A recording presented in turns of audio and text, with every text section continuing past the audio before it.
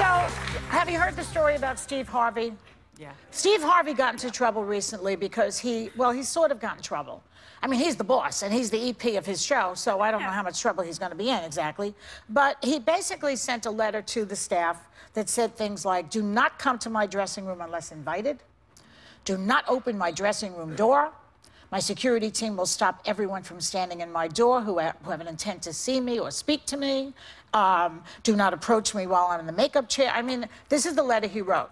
And it got out, and it didn't help him at all, I don't think, because it went against his brand. Because his brand is this open, friendly, right? Yeah. He even has a thing called Ask Steve. Yeah. Okay? So now... Don't ask Steve. But the First off, the follow-up is that he has since said that he, sorry about the way he handled it. It could have been a nicer letter. But he would no apology for it. So my question is, in a way, doesn't he deserve to have privacy? People just barging in. Yeah. People come into my office. How do you...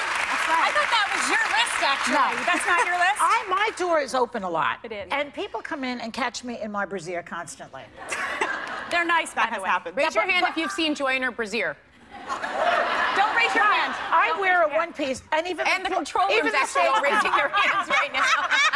But I wear a one-piece, like a bathing suit, so I don't think it's really that bad, frankly. No. Is it? No, You look whatever. amazing, Joy. Oh, shut up. You do. So anyway, so my question to the panel is, isn't there, like, a certain amount of privacy that somebody expects when he is getting changed or when he's having his hair done It or sounds whatever? like this is all pre-show, because he's talking about the makeup room, the dressing room. And one thing I think that can be difficult is when you're trying to prepare for the show, there's still work you're doing, and because he's the boss, people are probably coming to him about other questions about the show and everything else. Yeah. You sometimes need to put your thoughts together. He's speaking for a living, and he's going to be going on set, so maybe his tone wasn't correct, but I do get drawing some boundaries about, I kind of just need to get in my space before I take the stage. Right. But I just wish there was one nice part of the letter.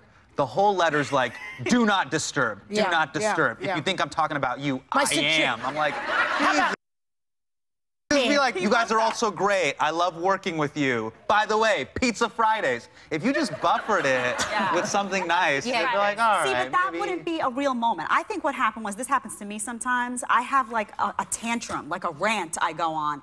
And I've only seen it here. You don't barge in. Yeah, here. No. barges in. I have like a tantrum that happens, and then oftentimes what you do is you sort of you do that, and you sort of compose yourself, and then you write the more appropriate version, and you send it out. He sent out the real, honest version. I commend him for that, because you have to decide: do you want people's honest feelings? This is how he feels, or do you want some phony, doctored version of it? He could have made everybody feel good, or he could have done what you did, Pizza Fridays. He don't want to give them pizza on Fridays. He wants them to stay out of the dressing room. Pizza Fridays are amazing.